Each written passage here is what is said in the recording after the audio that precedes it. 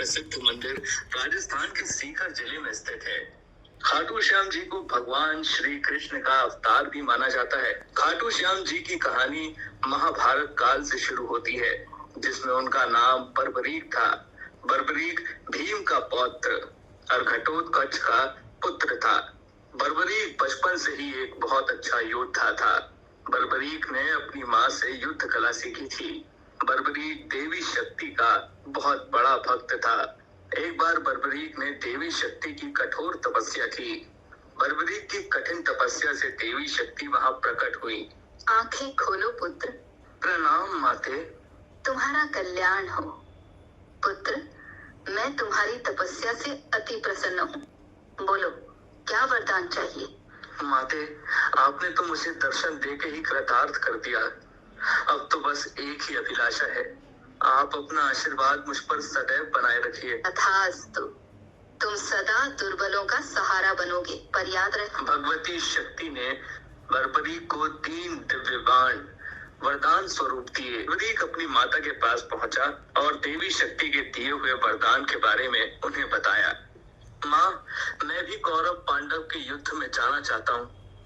मेरे युद्ध में जाने की बहुत इच्छा है माँ। पुत्र बर्बरीक, मैं जानती हूँ तुम एक महान योद्धा हो, इसीलिए मैं तुम्हें रोकूंगी नहीं। पर मुझे वचन दो कि तुम्हारे का सहारा बनोगे। तुम युद्ध में हारने वाले की तरफ से ही लड़ोगे। मैं आपको वचन देता हूँ माँ कि मैं युद्ध में हारने वाले की ही तरफ से लड़ाई करूंगा।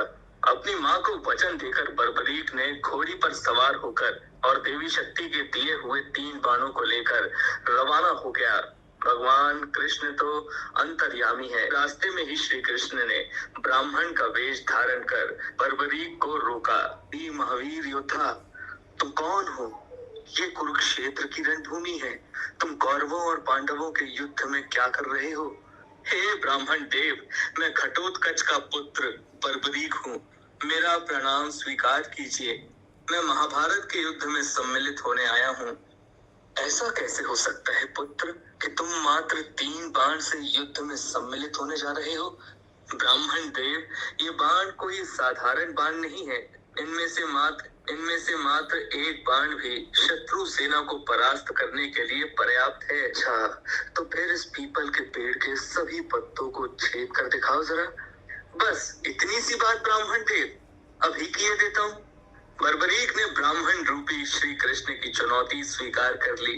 बाण ने अपने लक्ष्य से तुरंत छूटते ही सारे पत्तों को भेद डाला और वापस आकर ब्राह्मण रूपी श्री कृष्ण के पैरों के आसपास चक्कर काटने लगा, क्योंकि उन्होंने भी एक पत्ता अपने पैर के नीचे छुपाया था।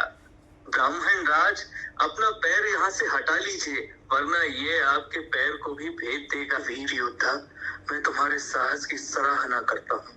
मैं तुमसे दान स्वरूप कुछ मांगना चाहता हूँ। ब्राह्मण राज, अगर मेरे वश में होगा तो मैं आपकी इच्छा स्वरूप दान की अभिलाषा जरूर पूर्ण करूंगा।